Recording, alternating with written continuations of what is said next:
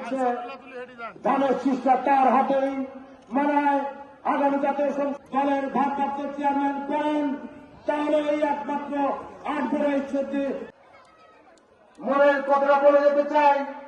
পিন্টু ভাই সাহায্য করেন তখন পর্যন্ত আপনি মাঠে আছেন, যতদিন পর্যন্ত আপনি মাঠে আছেন আপনার সাথে লড়াই সংগ্রাম করে যাবেন ইনশাআল্লাহ।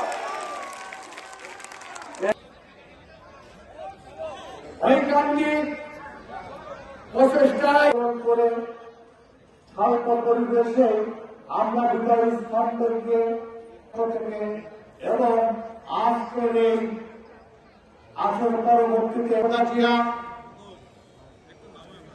আমাদের ঘটনা ঘটে গেল। আমাদের